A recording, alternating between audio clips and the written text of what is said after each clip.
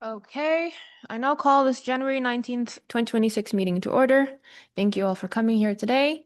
We'll start with the land acknowledgement. We acknowledge that the Students' Union operates on the traditional territory of the Anishinaabe, Haudenosaunee, and Neutral peoples. This land is part of the Haldeman Tract, which was promised to the Six Nations, and we recognize the enduring presence of Indigenous peoples on this territory. For regrets, I have not received any regrets, but I am waiting for two directors to join us later on in the meeting. And no absences yet, so they're just taking in their time. Okay, conflicts of interest. Are there any conflicts of interest to declare? No? Then I guess we shall proceed to the meeting. To the adoption of the agenda. Can I have a motion that the Board of Directors adopt the agenda as presented? Motion by Vice Chair Ferguson, seconded by Director Zhao. Is there any discussion on the matter? Then we shall proceed to voting. All those opposed? All of those abstaining? And all of those in favor?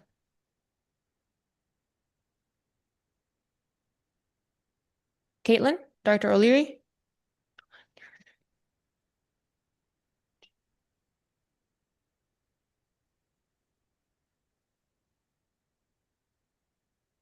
I'll take that as a give. If you go on the heart react, you should be able to see it.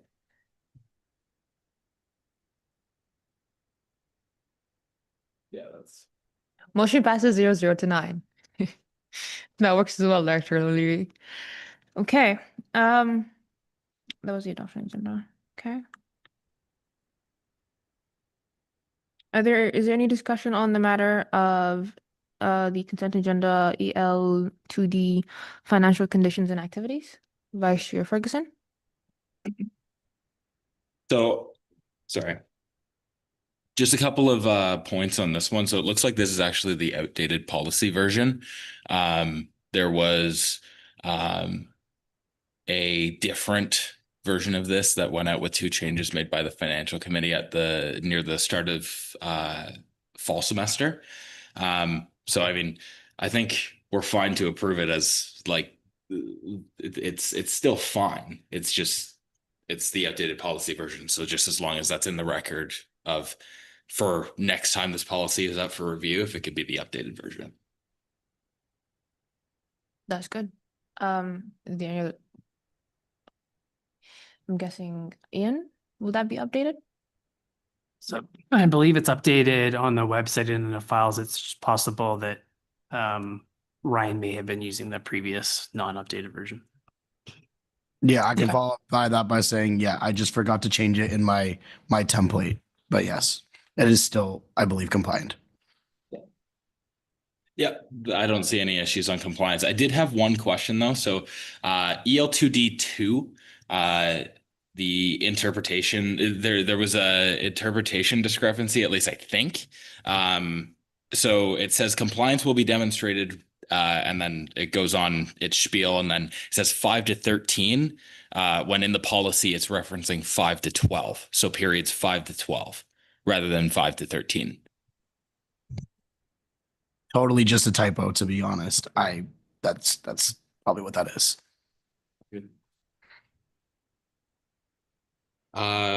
That's all I got. Yeah. Thank you, Vice Chair Ferguson. Is there any other questions or comments for President Joby? Actually, sorry. Vice Chair Ferguson? Sorry, I do actually have one more. Is there any chance? So I know it says Appendix H is available on request. Is there any chance that could be shared by chance? Yes, that's a document I can share. I just didn't include it in the actual appendices because it's like a 70-something page document, but that is something that I can share with you guys. Yeah, I knew it was going to be huge, so like I didn't want it to like. I completely understood the justification. I just am more so just out of sheer curiosity. Yeah, of course. Yeah, that's something I can for sure share with you guys. Yeah.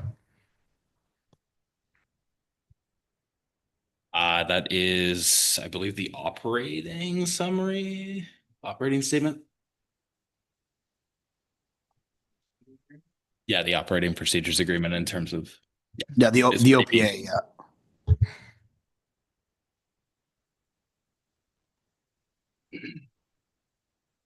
Okay. Thank you, Vice Chair Ferguson. Are there any other questions or comments? No? Okay. Then I guess we can proceed to. I'm pretty sure we already adopted the consent agenda, right? Do we have to approve it again? You can just approve it with the minor amendments as noted. Okay. Can I have a motion that the Board of Directors adopt the agenda with the minor amendments made? Motion by Director Murphy, seconded by Director Anas. Is there any discussion on the matter? No, then we can proceed to voting. All of those opposed? All of those abstaining? And all of those in favor?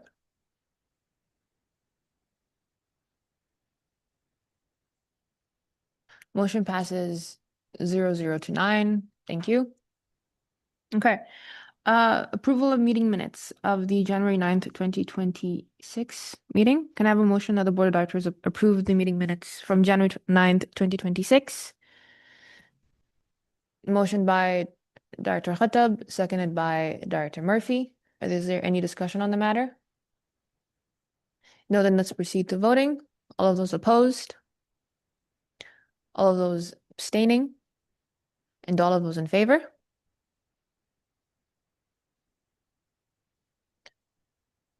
Motion passes 0 to 9. Thank you. Okay, comments from the chair. Happy New Year, everyone. Welcome back. 11:30, such a great time to meet. All of you look so happy. So energetic. Wow. I don't have a lot to say, except we do have the Academic Freedom Task Force meeting on January 22nd, this Thursday at thank you, President Jovi. We do have the Academic Freedom Task Force meeting on Thursday on the January 22nd. It's going to be, I believe, at 10:30 a.m. Or 10 a.m. from Changed. was it 9 to 10:30? Okay, so it's going to be from 9 to 10:30, so even earlier than today. The simple question I have is, have you all received the email with the link? It's, I believe, on Zoom. Would you like just quickly check and make sure? Okay. I believe it was sent as a calendar invite, so you should be able to just find the link there. And that's it from me. Comment from President Joby. Thank you, Lulia, for passing it off to me. Hi, friends. So nice to see you all again. Happy New Year. Hope you all had a restful break. Apologies, I wasn't able to make it to the last board meeting, but I hope you guys didn't miss me too much. I'm back to stay for the next little bit before I get replaced. Oh, so sad. Speaking of which, happy start of campaign season. Yay. Today marks day 1 of the campaigns for those who are looking to replace me, as in the one individual candidate who's doing that. Best of luck to them, as well as those running for faculty association presidents. Best of luck to those candidates as well. So yeah, excited to see how this election turns out. We really are looking for a big push for votes, wanting to hit quorum. So just encourage everyone you know to go out there and make their voice known and heard. And excited to see, again, the outcome of this election. Following that, VP applications, vice president application packages are due the day after election results come out. So election results are on January 29th, and VP application packages are due January 30th at 12 p.m. So if you or someone you know is considering applying, just encourage them to put their name out there and see how it goes. Lulia, as you mentioned, the Academic Freedom and Freedom of Expression Task Force is having their consultation meeting with this board, as well as the board of the GSA this Thursday. I unfortunately will not be able to make it to that. Just wanted to let you guys know that right now, as I will be involved in a separate lobby meeting with an MP or MPP, I believe it is, in Milton. So I will not be available for that, unfortunately, but I'm happy to follow up with that at the next board meeting and see how it goes. In terms of some projects going on in my world, we had our Gold Out game last Friday, which was a collab basketball game with athletics. So we're kind of like co-promoting the event with them, had our third jerseys. It was really fun. It was awesome. Really unfortunate the result of the games. The men's game was really close. It was a double OT thriller. We lost by 4 points, but honestly could not have asked for a better game to have our jerseys at. It was really cool to see the stands filled with students, alumni, community members, etc. So very happy with the event, and really special thanks to athletics for helping me see out one of my big visions for the year.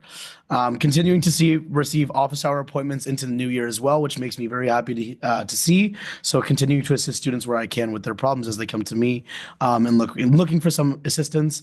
And finally, the student consultations that myself and my Vice President of Government Stakeholder Relations, Shayok, are wanting to do. That promotion will be launching soon. I believe our first bit of promo will be going out next week. So excited to get students in for those and get an idea of what they think about our organization.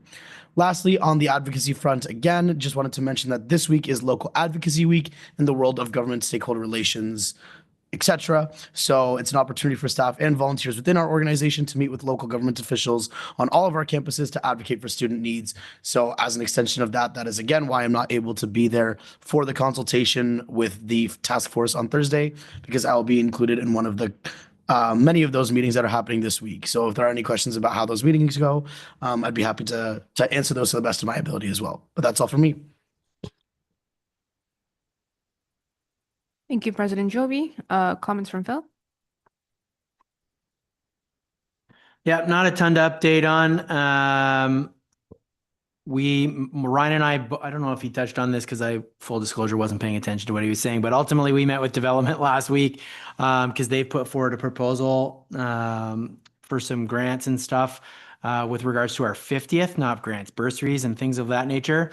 So we're in the process of evaluating the financial sustainability of that proposal. And then ultimately, once we kind of negotiate what that could look like on behalf of the 50th anniversary of the Students' Union, we'll bring it to the board because it will require board approval because it is a significant amount of money that we want to be able to kind of set up for students of the future.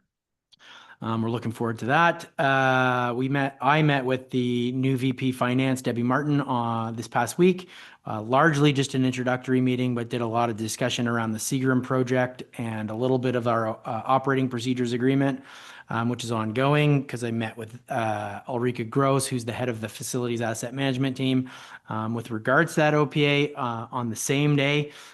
We are largely in agreement with the exception of one pretty significant area, which regards the financial responsibility and accountability for this building. We don't necessarily think that the split that we agreed to on the last agreement should stand. We think it should be adjusted slightly, and more specifically where the actual infrastructure of the building is concerned versus the day in, day out operation of the building. So that will be a bit of a sticking point, but Ulrika agrees that we can kind of elevate that discussion to the VPs. So we're trying to give Debbie Martin, the new VP Finance, a little bit of runway to kind of get acclimated and introduced to the operating procedures agreement, as well as the new VP Student Affairs, who's heavily tied to this agreement, give them a little bit of a runway before we continue those negotiations. But I'm optimistic that we will be able to get a good deal for students in the Students' Union. The food services request for proposal should go out. I'm going to gently knock on wood at some point today. I have a meeting early this afternoon to kind of finalize what that RFP request actually looks like. And then we'll be working closely with the university to kind of go through those proposals as they start to come in and hopefully have a new food supplier or an old food supplier, depending on who gets it, ready to go for September of 26. Also upcoming, we have, we're participating in some St. Patrick's Day operational meetings with the university. While also Ryan and I have been invited to the Town and Gown meeting to discuss unsanctioned public gatherings. Basically more of the same. Hopefully they will kind of tone it down a little bit. We'll see how that goes. And last but certainly not least, we are excited for the official grand opening, I believe, next week for what I'm calling the bubble, but could be called the dome over top of Seagram Stadium field. Which will make that open and available to recreations and student activities with students, and provide a space that otherwise they wouldn't have. So pretty excited. It's kind of hard to see when it's a gray day. I'm not sure you'd be able to see it in the blustery snow today, but it is there, trust me. Not over there, over there. I'm just looking out to see, because I went on a gray day and you could not really decipher the bubble from the sky. So definitely creates a snow blind. So I'm sure if the blowing snow is not helping, but on a blue sky day, please feel free to go over and take a look. It looks pretty cool and it is massive. And that's about it. Thank you, Phil. Are there any questions for Phil at this moment? No? Okay. I do have a question about the St. Patrick's Day operations. Fire when ready. Okay. I guess like what is the goal? So it's basically a version of a committee that's existed for 15 years. It's basically just to kind of operationalize what does it look like on campus Okay. in and around St. Patrick's Day. So I don't actually know what day of the week it falls on. Part of me wants to say it's a Saturday. Is it a Tuesday this year? It is in fact a Tuesday. So what does that look like with classes? Because everybody as a student should be prioritizing classes, but we also want to make sure that everybody in that class and academic environment is safe and secure. So what doors are going to be locked? You know, what's the security presence going to be on campus, et cetera, et cetera. But the expectation from the university will be that students attend all their classes and all their academic requirements in a sober and safe environment. But we all know that that's not always the case. So generally it's a lot of housekeeping stuff just to make sure that we're ready to go for that. Want to attend that meeting? Can we have Vice Chair Ferguson attend that meeting? No, Damn. That's on your behalf. No, That's on Bill's on behalf of the board, I say. More so just to so it's an operational meeting. meeting with the university and the board doesn't need to have a place there. That's literally what we're there for. Fair enough. I tried. Okay, in that case, thank you, Phil. Is there If any- you want, what we could do is invite some of those folks to come and talk to the board if that's something that you'd be interested in. Yes, Okay, so I'll reach out to Karen Harrison, who leads that group, and see what we can arrange. thank you. Are there any other questions for Phil? No? Okay. Okay then. Thank you, Phil. With that case, let's proceed to the in-camera session. Can I have a motion that the Board of Directors move into an in-camera session? Motion by Vice Chair Ferguson, seconded by Director Anas. Is there any discussion on the matter? No, then let's proceed to voting. All of those opposed? All of those abstaining? And all of those in favor?